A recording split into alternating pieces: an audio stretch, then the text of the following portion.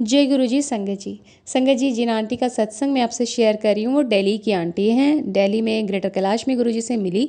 गुरु जी उस वक्त पर चंडीगढ़ चले गए थे। तो ये आंटी, इनकी दुकान थी करोल बाग में। तो ये मॉर्निंग में ना गुरु जी के स्वरूप के आगे आती और कहती गुड मॉर्निंग गुरु जी। उसके बाद इन्होंने एक शीशी बनाई हुई थी पिस्ता और बादाम की, उसका भोग लगाया करती। अगर दो पिस्ता निकालती तो एक पिस्ता खुद, एक पिस्ता अंकल को दिया करती। और गुरुजी को सारा जो पिछले दिन का पूरा दुकान में क्या क्या हुआ, कौन आया, सब कुछ उन्हें बताया करती थी। तो उस टाइम पर गुरुजी चंडीगढ़ में थे। तो आंटी एक बार उनसे मिलने के लिए वहाँ पर गए चंडीगढ़।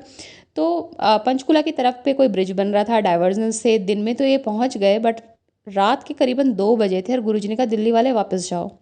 अब आंटी अंकल वापस के लिए निकल गए। गुरुजी का हुक्म था, रात में ही निकलना था। खेत की तरफ गए, वहाँ ये रास्ता भटक गए। बहुत अंधेरा ही अंधेरा था। तो कुछ लाइट इन्हें अपनी तरफ आती हुई दिखाई दे रही थी। तो एक मोटरसाइकिल पे 2 आदमी सफ़ेद कपड़ों में बैठे हुए थे।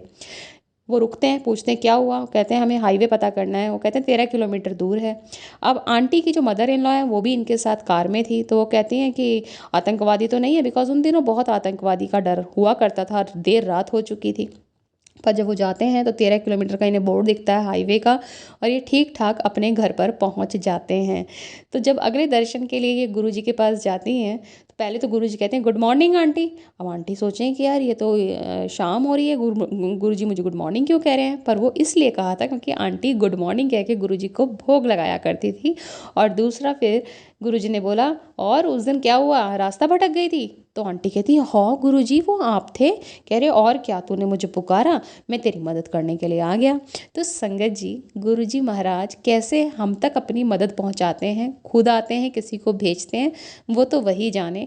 पर हर वक्त वो अपनी संगत की रक्षा करते रहते हैं। बस हमें तो उन्हें मानना है और उन पर भरोसा बनाए रखना है।